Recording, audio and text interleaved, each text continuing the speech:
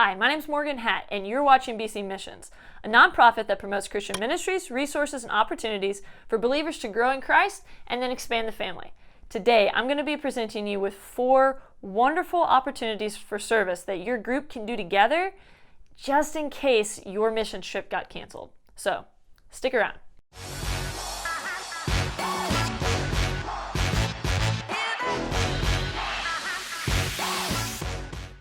All right, before we get started on the 4 different things that you can do with your group, we want to pause here for just a moment and express that we understand how disappointing and discouraging it can be to have to cancel a trip. In fact, right now we're having to juggle around and see what we can do about a Uganda missions trip that we're going on. Things come up. Sometimes you have to cancel. Maybe there's political unrest that's going on in the country, or maybe some kind of medical outbreak happens and you're not able to go. Country's borders are closed. Whatever the cause is, we know that it can be discouraging because chances are you've probably been saving and investing for a year, maybe even 2, to get to go on this trip. And when it gets canceled, sometimes we can just kind of give up. So that's why we wanted to make this video, to give you some encouragement and to give you some ideas about things that you can do to serve while you wait. So let's get started. Number 1, planning a cleanup day. So a very simple activity that you could do with your group, maybe it's a youth group or it's a small group, church group, school group, whatever it is. Easy thing to do would be to set up a cleanup day. Everybody comes together.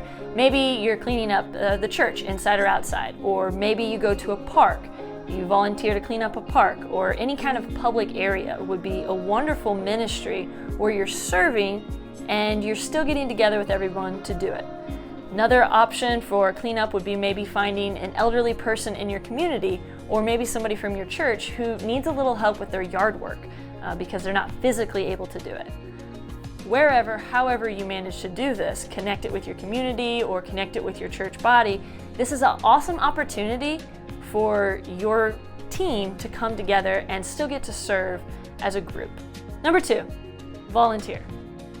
Now we left this category very broad for a reason. It's because we don't want to limit your imagination. When you hear about volunteering, a lot of people just jump right into the volunteering at a soup kitchen or volunteering at a homeless shelter, maybe even an animal rescue.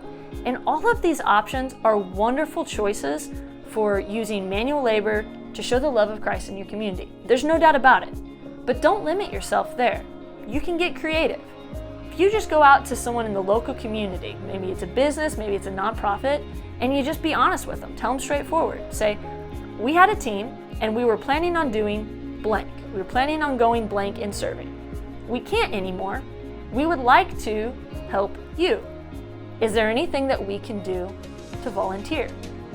You will be so surprised at the doors that open just by volunteering to help somebody. And so that brings us to number 3, which is to write emails or letters. Now this is a part of a missions trip or canceled mission trip that often gets overlooked. And it's that not only is your group going to feel downhearted and probably a little discouraged, so is whoever you were trying to partner with. You think about it from their perspective, they were looking forward to getting a team to come in and help refresh them and just kind of give some more energy back into their ministry, and now they're not coming. So it can be a really big blessing for your group to kind of come together and write them letters or emails of Bible verses and just encouragement and engage with them, because a lot of the time part of the missions trip that is so refreshing is just being around other Christians, having that outlet, being able to talk back and forth and fellowship. You can still do that even if you can't go. So consider having your group come together and write letters or write emails of encouragement to whoever it is that you were planning on partnering. Or don't stop there. Maybe find a list of missionaries or works that maybe could use some encouragement during this time. You have the ability to reach out and be a blessing without having to leave. That brings us to number 4, and that's to send care packages. Never underestimate the amount of love a person can feel from just a small taste from home. Something your group can do is everybody can go out and get maybe 1 or 2 items and stick inside of a box, and even if you can't go, that box can ship. Most places you have to be careful with the postage, but when you have a large group working together on this project, you can send a whole lot of love in a pretty small box. The key is make it personal. use those letters, use those emails that you wrote before to make this personal. For example, a missionary that I worked with, all they wanted was a newspaper. Now we of course sent some other stuff in there, but they specifically asked for a Sunday newspaper.